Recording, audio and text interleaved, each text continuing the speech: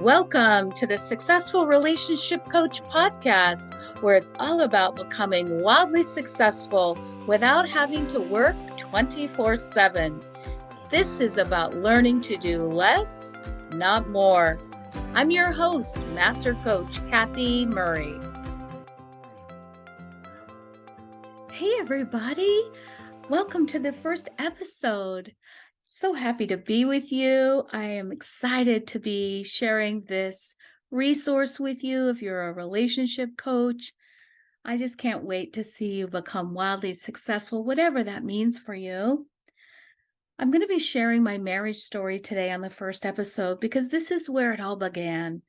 Just really wanted you to know I was once a really unhappy wife, and it's because of that I felt called to empower others to become happy wives, but also to pay it forward. So I wanted you to hear firsthand my marriage story, where it all began. And I shared this story on Laura Doyle's Empowered Wife podcast, where you'll find this interview also in her episode 1. She gave me permission to share it with you. I couldn't think of a better way to kick off my podcast than sharing my marriage story. It's all about how to skyrocket the passion in your relationship. And that's exactly what I did. So enjoy this interview that I did with my friend, my mentor, my business partner, and my coach, Laura Doyle. I thank you for all that you've done to make me a wildly successful relationship coach. I can't express my gratitude more fully. And to all the coaches who have been on this journey with me, I thank you. And I look forward to meeting with you each week with a new episode here each Wednesday. And I look forward to also connecting with you in the community that I'm creating on Facebook, also called the Successful Relationship Coach. So I'll see you there and here each week on the podcast. Enjoy this interview. And until next time, take really good care of you. Bye-bye now. My guest, Coach Kathy Murray, has been featured in the Wall Street Journal, First for Women magazine, and in an interview with the BBC that went viral on several continents. She was in a sexless second marriage, stressed out over her stepchildren, worried that she was likely headed for another divorce. But she made a decision that changed her life forever, and not only has a dreamy marriage to that same man. Today, she's a master relationship coach who has helped thousands of women over the last 19 years make their broken down relationships dreamy too. Thanks for coming on episode 1 of the Empowered Wife podcast to tell us the secrets of how you fixed your marriage, Kathy. Oh, it's my pleasure, Laura. Thank you so much. Really, pleasure. So I'm dying for everyone to hear the whole story because your story is tremendous. So take us back to the very beginning. What was your relationship like? How were you struggling? Well, Laura, I think I need to start with my first marriage, if I'm honest. I got married young and I didn't have any skills. I just really was in love and wanted to have a family. And so I did. I got married. We had 2 children, but soon into that marriage, I realized I made a really big mistake. I mean, he was immature. He wasn't responsible. And here I had become responsible because I had 2 children. And he was staying out late at night. He was drinking. He was using drugs and constantly wanting sex from me. And I just wanted nothing to do with physical intimacy. I denied him constantly. And I just really realized I had some sexual injuries I hadn't really dealt with. And I just gave him an ultimatum at one point. My youngest child was not even a year old. And I said, you either shape up or get out. Wow. Yeah, it was scary. And I thought I was going to be alone as a single mom with 2 kids. But really, the truth is, I wanted him to shape up. And I thought that ultimatum would work. And did it work? Oh, no, it backfired. It did. It did. He ended up leaving that week. I came home from work one day and all the furniture was gone and he was gone. And I realized, oh my goodness, he's left. What am I going to do? Wow. Yeah. And so the next day, I found out he had rented an apartment and I found out where that was. So I went to the apartment and I knocked on the door and a woman answered, Laura. There was another woman.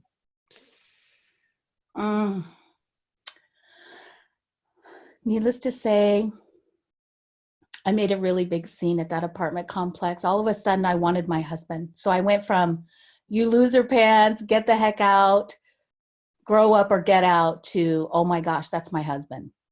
And so at that point, you wanted to make the marriage work. Mm-hmm. So what'd you do? I told her to get out, that that's my husband. And I really tried to get him to talk, but he wouldn't. And he ended up filing for divorce. And I just didn't know how to interact with him. I didn't know how to communicate. I didn't know how to convey. I didn't have any skills. I just didn't know. I was so unaware of what to do. Okay. And that I regret. I really do. But this must have been incredibly painful at the time. You have 2 babies. He's left Mm-hmm. you for another woman. That must have been Mm-hmm. heartbreaking. It was so hard. I ran home to my mom's and just cried, and I didn't know what to do. And yeah, it was hard. It was scary. I just never imagined I'd be a single mom with 2 kids by myself. But that is what happened. Mm-hmm. But then you found love again. I did. I met Doug on a blind date. Some friends of ours thought, wait, we want to hook Kathy up with Doug, and so we met on a blind date, and we started dating. And what's so funny is that I had told some friends that next time I fall in love, I want to meet a mature, sober man. I put it out in the universe. And so here I meet this man. He's 12 years my senior, and he was not drinking and not drugging. And I was just so happy. I was like, oh, maybe he's the one. This is going to be so much better than your first marriage, right? Because that guy was drugging and drinking. That was the problem. He was the problem. And now you were going to have a much better relationship with, Yeah. with this. Yeah. And how did that turn out? Wow. Well, we dated for 3 years, and then we did get married. And soon into the marriage, things went to hell. It was just constant fighting and conflict. And his kids came to live with us unexpectedly, and they created a lot of havoc in our home. And I just don't know what happened, but I just know the feeling I was having was tension, conflict, constant fighting, and he wasn't attracted to me anymore. He wasn't. So what were you doing to try to fix this relationship? Oh, I took him to marriage counseling, and I sent his kids to counseling, and then we went as a family also. And of course, none of that worked. None of it worked. And so I gave another ultimatum. That's all I knew what to do. Oh, And okay. I just said, fine, we're in a sexless marriage. And I moved into the guest room. Wow. Okay. And so what happened? We didn't talk for days. It was really tense. And I was sure I was going to be filing for another divorce. You were going to file this time. Mm-hmm. I was done. Yeah. It was really So, painful to be rejected constantly. I used to beg and plead and cry for physical affection. He really much preferred watching TV with the dog. I have pictures that I would show him and say, look, you want to just hang out with this dog. What about me as a wife? I'm your wife. Oh, I was low. It was a low point in my marriage. so you were really suffering. It was too painful to stay married with that constant reminder that you were unlovable. Mm-hmm. Yeah. So did you file? No, I went to the bookstore to find a book that someone recommended, and I found your book instead. And I read it that weekend. And for the first time, I didn't feel alone. Mm-hmm. I felt like, oh my goodness, I'm not the only one who's struggling here. And so I came home and I thought, I'm going to try this out. I didn't know what to say or do, but I remembered one little phrase, and I thought, I'm going to try it out. What was it? Well, I came through the door after being gone for the weekend. And remember, we were sleeping in separate bedrooms. We'd been not talking, we'd been fighting. And so I was nervous to come home. And when I walked through the door, he came right up to me and said, "What do I do with the cell phone plan?" And I said, "Whatever you think." Mm. And he said, "No, no, no, no, you need to tell me what to do with the cell phone plan." Mm. And I just could hear his insistence, and I could relate, given the book I had just read, to just how unsafe I had made it by being controlling and emasculating him all these years by not trusting that he could make any decisions. Mm. And so I said, "Whatever you think, I trust you to make that decision for our family." And Laura, it was so foreign. I'd never said such a thing. So it was just so different for me, but it was so, so different for him. He walked away scratching his head going, "What happened to my wife?"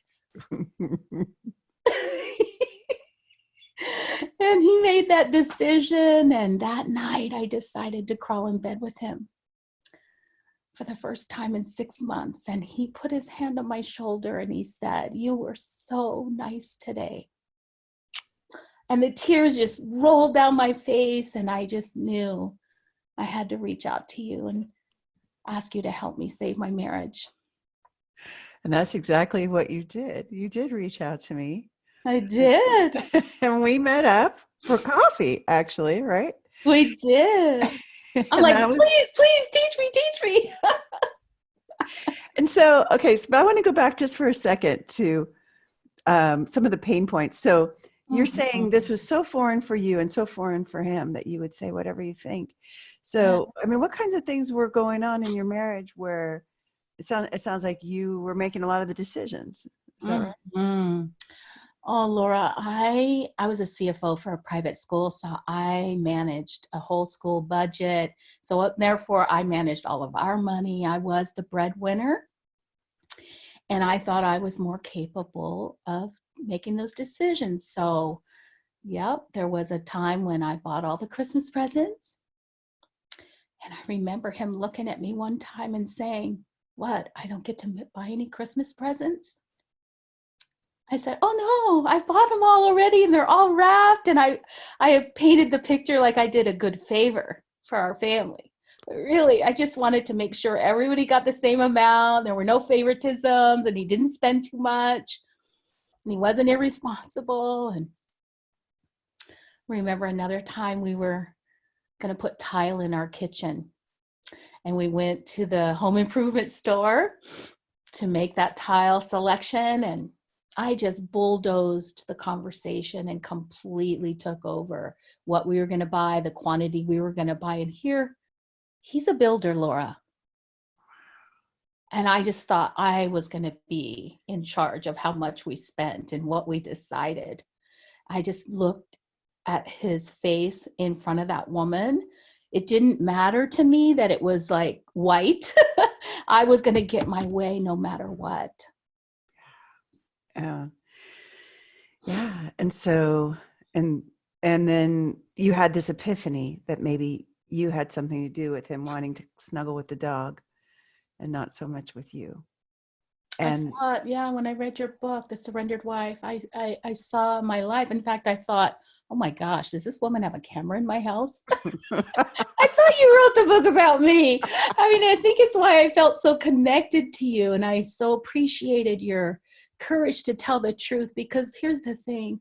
I was living a lie in my public life. I was as I mentioned, a CFO for a private school, and I was on the chamber board and active in my kids' school, and no one knew what was going on at home. I really pretended quite a lot in the public eye. yeah. That everything was fine at home. Did your friends know that they were A couple of pregnant? close girlfriends knew, and they told me one time, one friend told me, "Either shut up or get a divorce." They got so tired of hearing me complain about Doug. Oof. And so that must have felt like a little bit of a slap. Definitely. So that's why I reached out to you, because I didn't know what to do. And here you had similar story, and I thought you're going to be understanding and helpful. Yeah. And so this was, about 19 years ago that we first met, and Yeah. you were very clear about your desires. It wasn't just about saving your marriage, was it? Mhm. No, I knew the minute I read the part about you helping women in your living room that I wanted to help women in my living room. I just knew that if I could have that structure and that support and that accountability, that I would be more likely to be successful than if I went it alone. And you have been very successful with so tell us a little bit about what your relationship is like now. Oh my gosh. I have the most amazing marriage where my husband just does everything for me. He just cannot get enough of pleasing me, which was one of my spouse fulfilling prophecies, by the way. My husband always wants to please me. And so going from a sexless marriage to one where he's just looking for all the ways to lighten my load. I mean, he cooks for me, he arranges our home to be clean, he takes care of all the cars. And 10 years into my surrendering journey, no, excuse me, 5 years into my surrendering journey, Laura, I finally relinquished control of the finances. So he's been managing all of our finances for more than a decade. And we have more of an abundant life than I ever imagined possible. And I just am so grateful that he handles everything from building new decks on our house to taking us on romantic trips. He took me to Belize one time and took me to the Caribbean. He's taken me to Puerto Vallarta and Maui, and just lots and lots of romantic trips where there's just lots of lavish gifts and fun. One year he bought me a beautiful sapphire ring, and on our 25th wedding anniversary, he bought me a new wedding set. And oh, it's almost too good to stand, Laura, if I'm honest. Wow. Wow. I mean, and this is the same, it doesn't sound like it's sexless anymore, first of all. No, no, no, no. No, it's all about pleasing me, Laura. Yeah, gotcha. I like that. I like that. And Yeah. so, and then in your relationship with your children and your stepchildren has been impacted too. Tell us about that. Oh, yes. Yeah, those two children that came and made havoc when we first got married. Oh my gosh, they're my kids. They're just my kids. They've contributed to the joy in my life, and I'm so grateful for them accepting me as their mom. And oh, just love those kids. They're both married and have their own kids now, and they admire me and Doug and what we have, and they got to witness, all four of our kids got to witness the transformation and see this blended family succeed. And now they're proud and want their friends to know that marriage is something that can be possible and positive. And uh, I'm so proud of that. Yeah, because you've fixed this family, not just your marriage, but your whole family. Yes. Now you have become a role model for like a beacon of hope, what's Mm. possible. And And it's, oh, go ahead. I'm sorry, Laura, I can't leave out the fact that when I started learning about the skills, and especially the skill of respect, it just weighed heavy on my heart how disrespectful I was in my first marriage. And so as I was learning to be respectful with Doug, I realized I had an apology to make to my first husband. And mind you, he had been estranged from his children for almost a decade. So that divorce that happened in my first marriage, it caused so much conflict that my kids didn't get to see their dad for 10 years. Wow. And then I was learning about the skill of respect, and I wrote the apology letter, and it reconciled our relationship, our friendship, and my kids got their dad back. Wow. Wow. And your relationship with your ex-husband is now a respectful one. Yes.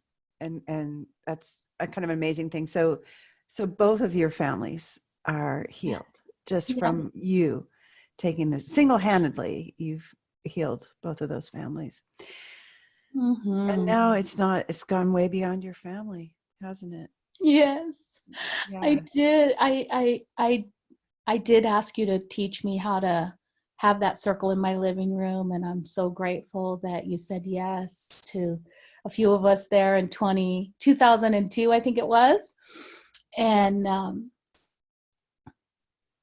yeah, I've just known I never wanted to leave your side, and I just knew I needed other women, although it was the surprise actually to find out that connecting with other women, being vulnerable with other women, telling the truth about my struggles would increase my own practice of the skills and deepen my fulfillment and my purpose in life. I had no idea that was going to happen. And now you are a coach's coach. You train all the coaches at Laura Doyle Connect. You lead the practicum. You're powerful. You cause transformations, breakthroughs, and yeah. And how does that impact your relationship? Oh, it's just such an incredible experience to practice the skills with other women. There's just no way you can be in a conversation with other women and then get off the phone and not consider your own self-care, for example, or hear or see your own slip up. I still tell them how to drive, Laura, sometimes. So in 19 years of practicing skills doesn't mean I'm perfect, right? I need this community. I want this community surrounding me. And I'm so inspired by the courage and the commitment of other women. And it's a reminder of where I once was and how I want to continue to get as good as it can stand, you know? Yeah.